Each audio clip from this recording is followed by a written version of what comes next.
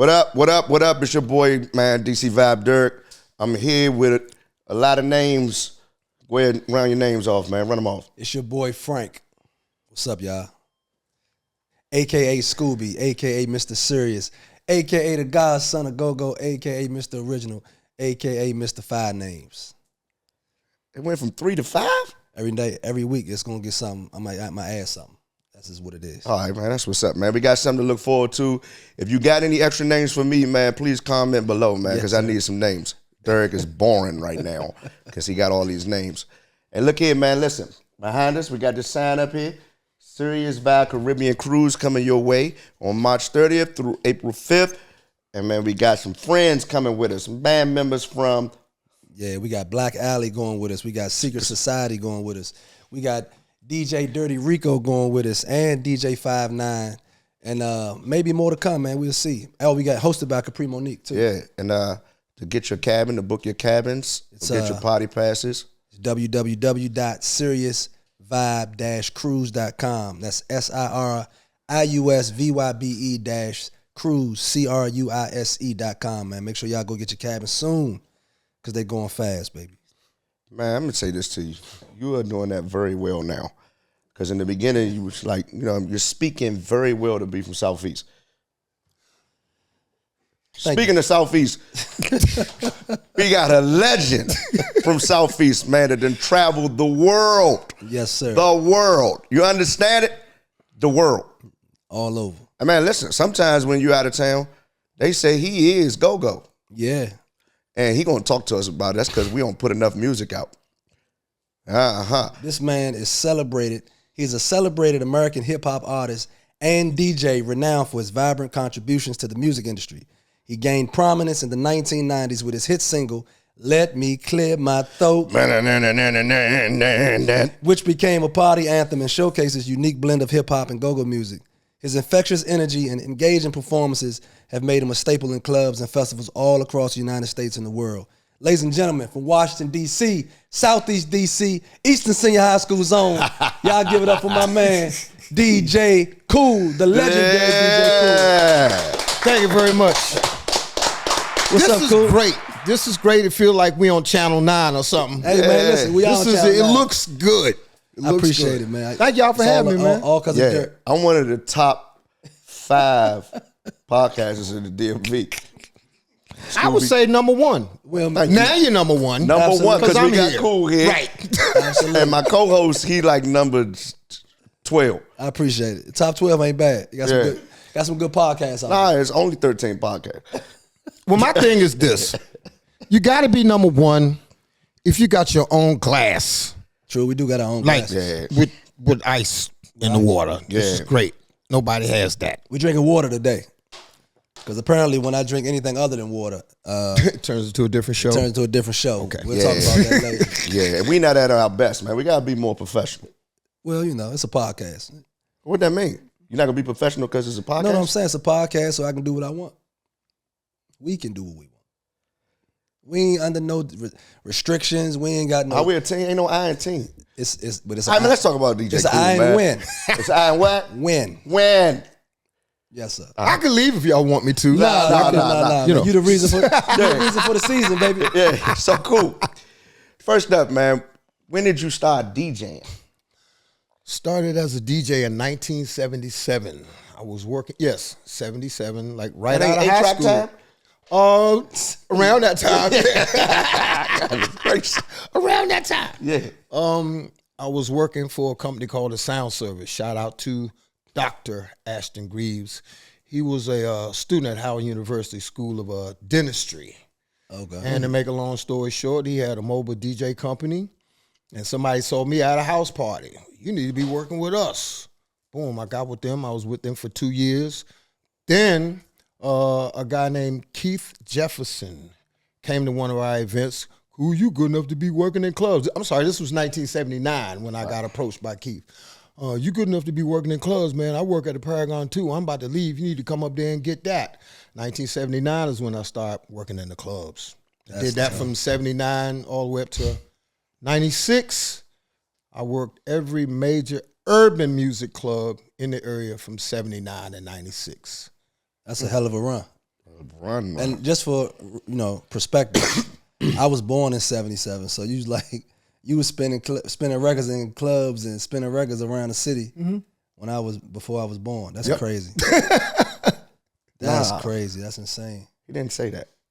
I mean, he started DJing the year I was born. But it makes sense. You can say before I was born. I was born in May. He might. So he was practicing getting his skills together. There you go. All right. That ain't what you was saying though. You just messed your math up.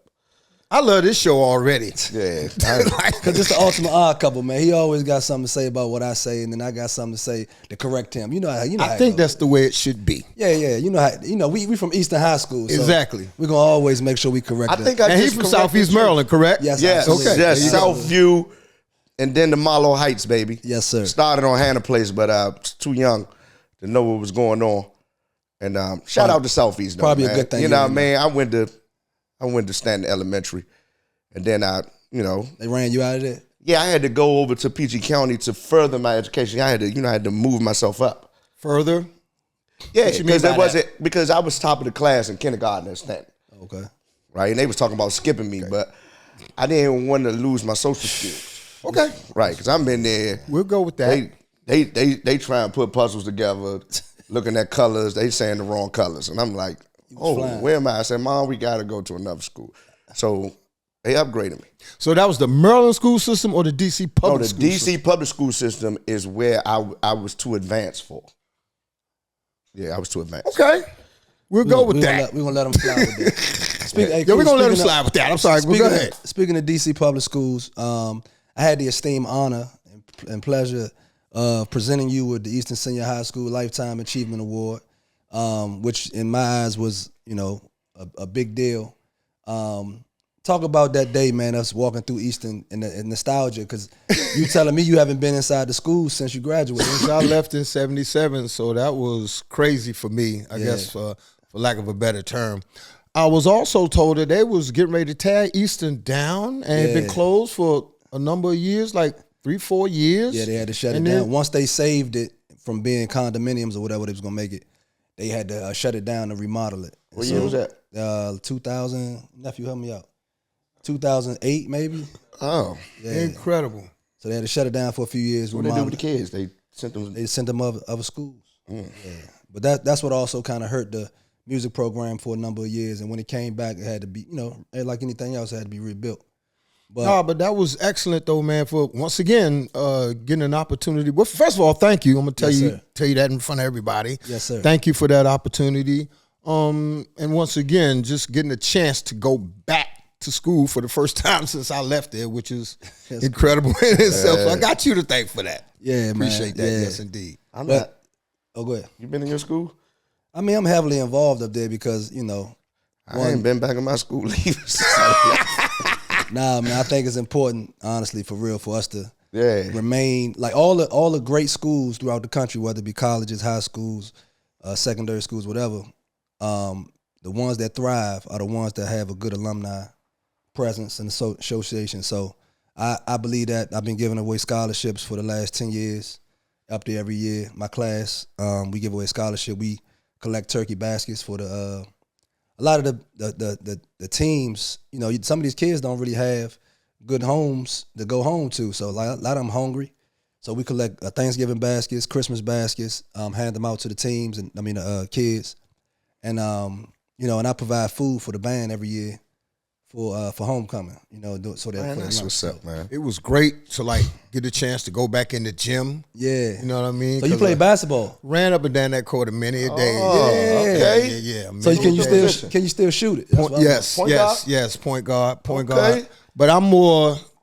Well, back then I was more Joe Dumas. I was defensive guard. Okay, yeah. I want to lock you down. Long arms. Yeah, I want to lock you down. Yeah. Okay. I can see that. Mm-hmm. I can see. So whatever activities you did. Well, okay. Let's just keep it 100. Yeah. I did not play on the team.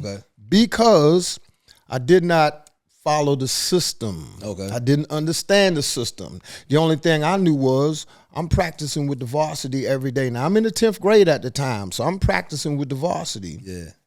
And Coach pulled me to the side and said, look, I want you to play varsity baseball because I play baseball too. Okay. You know what I mean? I want you to play varsity baseball and JV basketball. I'm like, no, I'm good enough to play with the varsity. You see me. Yeah. But I think now, in retrospect, what he was trying to tell me is we got enough ones and twos, point guards and shooting guards. I'm going to bring you up your junior year. You can play varsity your 11th and 12th grade, junior and senior year. I didn't understand that, you know what I mean? And I think if maybe one of the OGs would have pulled me to the side and say, Kool, this is what he's really trying to tell you. You're good enough, but we got enough, like your position is full. Just give us a minute, let some of these cats graduate or what have you, then we bring you in. I couldn't hear that. I got disgruntled, and I said, you know what, the hell with all of this. So my plan in my head at the time was, when I leave here, I'm either going to Georgetown to play with John Thompson. This was me back then. Right. Yeah, man. I wanted to go to either Maryland to play with Lefty Drizel or go to North Carolina and play with Dean Smith. Okay. But God was like, nope, I want you to be DJ Kool, so scrap all that sports stuff. But I did play organized ball with the CYO League, which is Catholic Youth Organization, and a lot of cats. Yeah, played D1 ball out of that. That's what's up. Mm-hmm. So back to the DJ.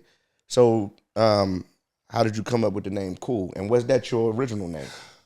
That was the original name. Okay. And once again, going back to the sports, I got that from sports. Shout out to Buzzo and Jody. They was playing with us. I was playing with the Immaculate Conception. Okay.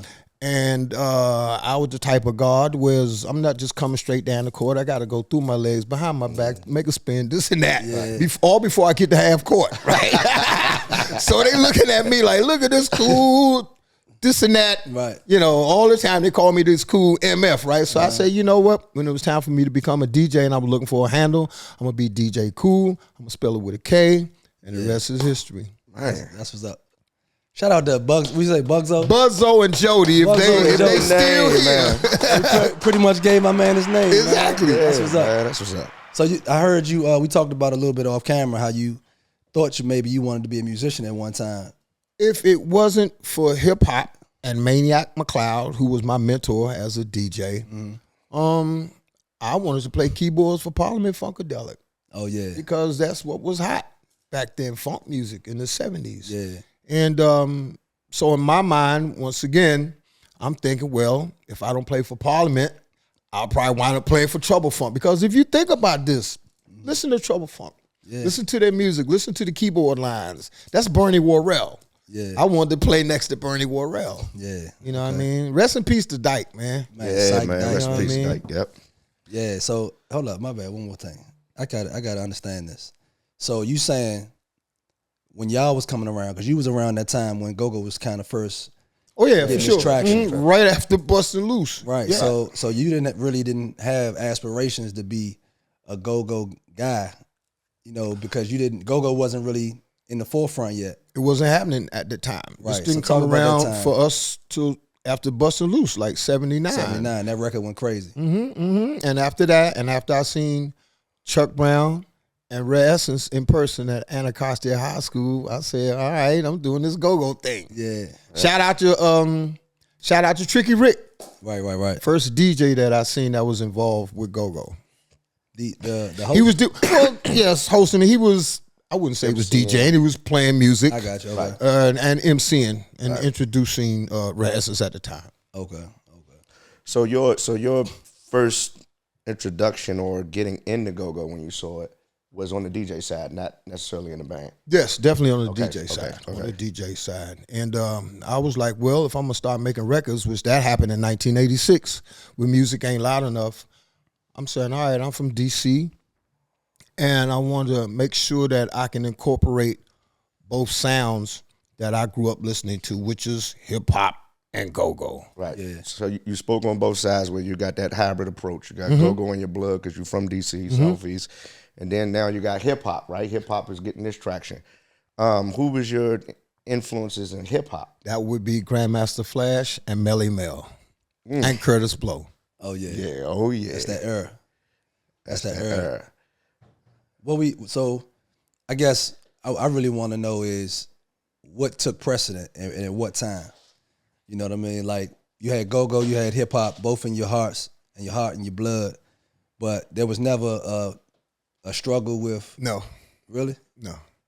That's what's up. Split me right in half. Oh yeah. One half is go-go, one half is hip hop. Because I'm there from the very beginning of both musical cultures running together though. Together, yeah. Mm-hmm. Yeah, it's kind of running together. Go-go is the first cousin to hip hop. You know what I mean? And I guess that's probably your music kind of says that too, because even though you get the, you from DC, Southeast guy, you get the Let Me Clear My Throat as a go-go song, but really it's a hip-hop song. No, it's definitely a hip-hop song. Yeah. But only people that are not from here that don't really know what go-go is, they try to label say it. that it's go-go because, all right, he from D.C., so, so. And it's a call and response. Well, we're about to get to that part.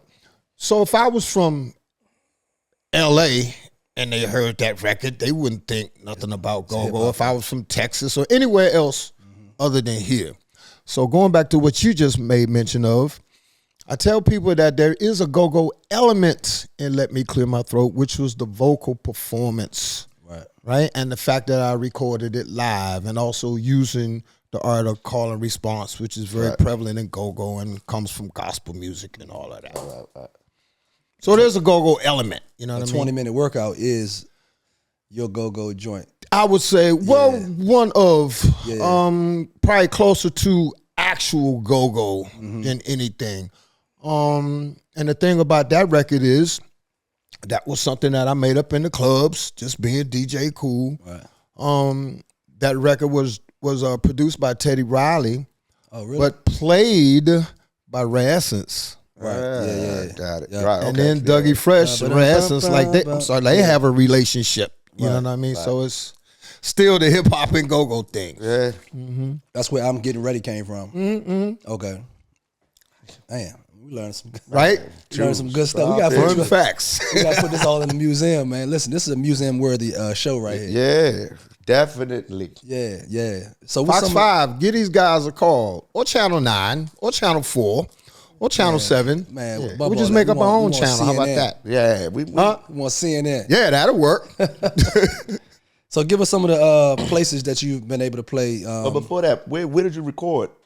You said it was live. Where was it? 20-minute workout or Clear My Throat? Clear My Throat. Okay, let's rewind the tape a little bit. The first recordings, right? The first record I did, Music Ain't Loud Enough, that wasn't a live record. As a matter of fact, the whole first album, which was a collection of songs from 86 to maybe 90. All of these songs were recorded, a lot of them recorded at Studio Records, what used to be over there in Eastover. What's my boy? Stephen Franco. Shout out to him. Shout out to Wizard. Funky Ned helped me record a lot of those records. Matter of fact, every record from after Music Ain't Loud Enough, which would have been... What the hell you come in here for? How low can you go? Reggae dance. I can make you dance. Pressed against the glass. House your body. I got that feeling. I got that feeling was later. We're going to get to that part in a second. Okay. All of these records was recorded over at Ned's place that he had. Wow. Right over there in Southeast. That's crazy. Close to Southeast Maryland, where you come from. Yeah.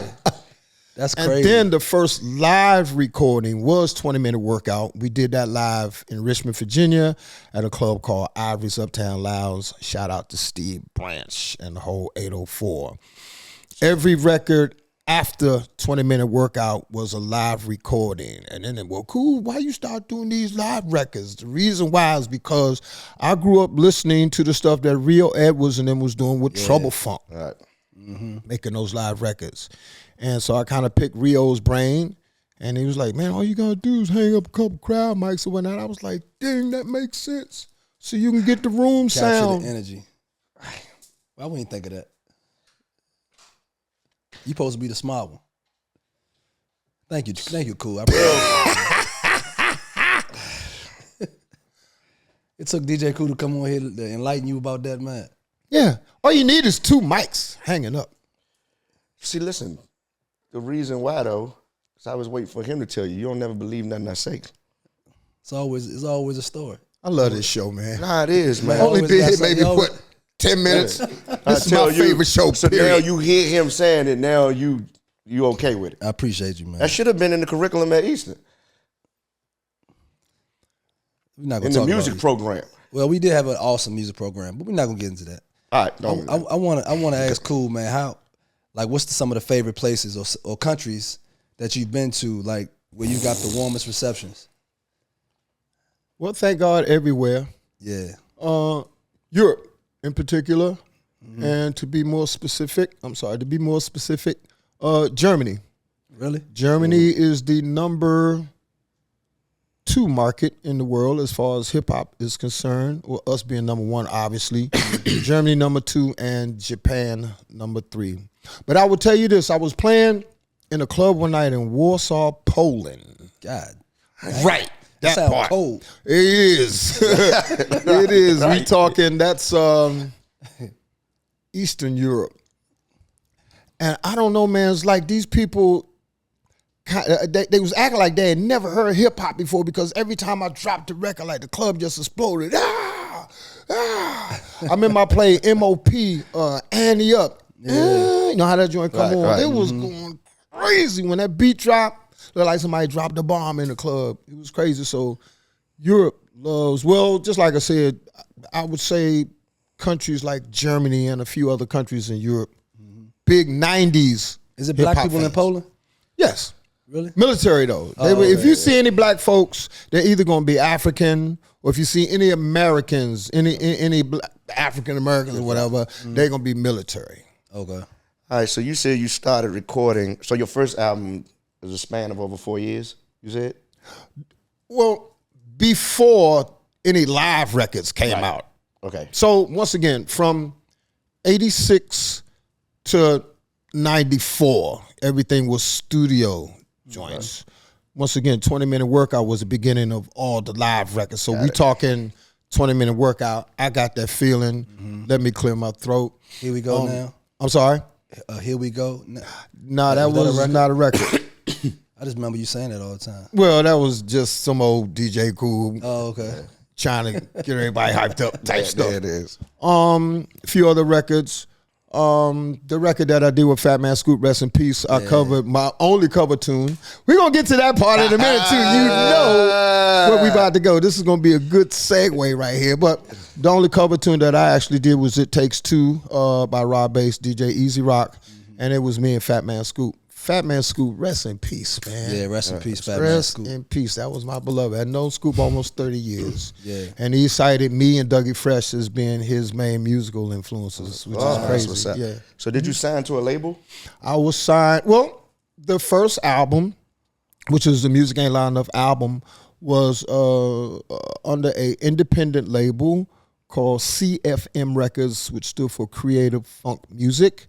And the guy that owned that situation was a guy named Deke DeBerry. May he rest in peace. He was an independent record promoter. What was his name? Deke, D-E-E-K, DeBerry. From Albemarle, North Carolina. Right down there, not too far from Charlotte, for y'all people that have. So I take it he found you.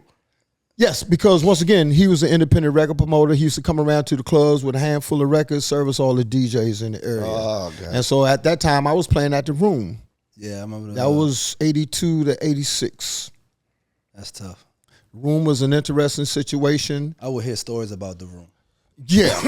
My brother, he graduated from Eastern like 82, 83. Okay. Like so I remember hearing stories about the Room, and y'all used to party down the chapter and all of that. But I worked at the Room from 1982 to 1986, 4 years. I worked there 6 nights a week. By myself, because back then there was no such thing as an opening and closing DJ like it is now. Right.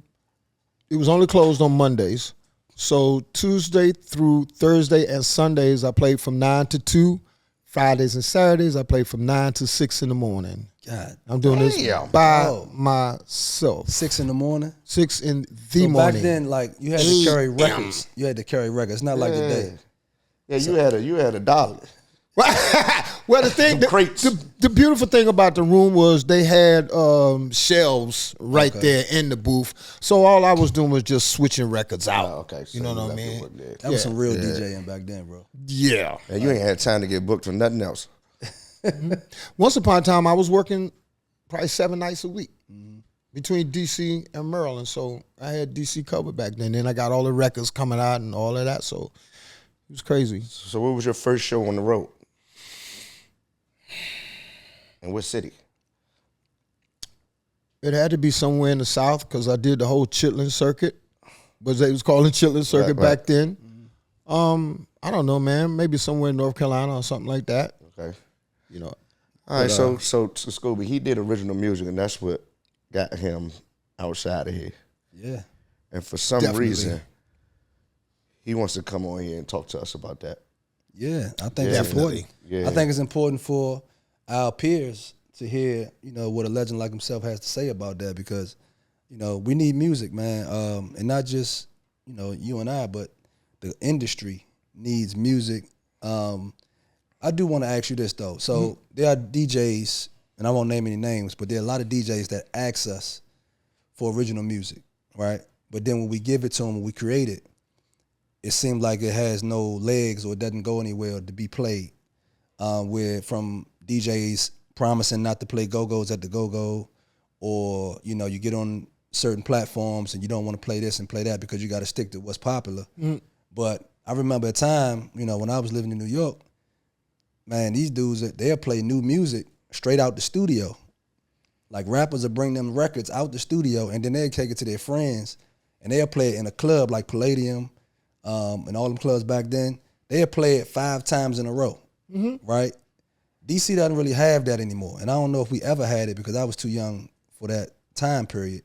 But like what you think the solution for new music coming out of go-go camps like SiriusVybe or Sirius Company or DC Vibe to how you break the record. How you break records nowadays. I mean, first of all, it got to be hot.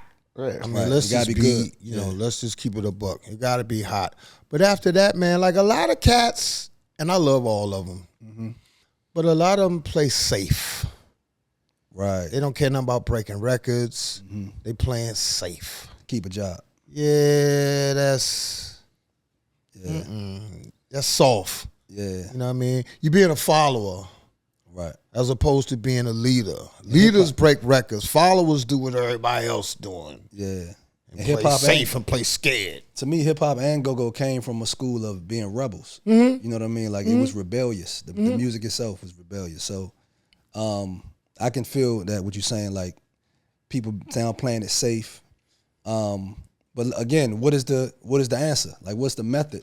And that's part of our issue with doesn't give us the motivation, right? We can't even if it, you don't really know, sometimes you don't even know if the record's hot until you play it in those atmospheres. Yeah. Right? Because what we might think is not good to be the one that pop. Yeah. Yeah. Well, the thing with go-go is, and y'all know this, you looking at it right there firsthand. Right. When y'all playing something, these people going crazy, all right, that's the one we need to record. They passed the test already. That's what I call doing it. Well, this is the way I did my records. All of them records started out as routines, especially a record like 20-minute workout. I used to do that every night in the clubs. I'm going to record it because every time I do this, these people go nuts. Yeah. And I call that doing it the go-go way. Right. That's where I got that idea from go-go. Hey, I'm going to say something to you. Eastern High School was like that in the 70s. Yes, we were. In the 80s and we have a 90s. saying. We used to say Eastern is proud. And they got something nowadays, but that's what we said. Yeah, Eastern was like that. Yeah. I really enjoyed talking to some alumni from the 70s of Eastern High School. I mean, Yeah, you got a couple great ones from the 90s too. So For sure. yeah, I'm yeah. Thank you. I appreciate it.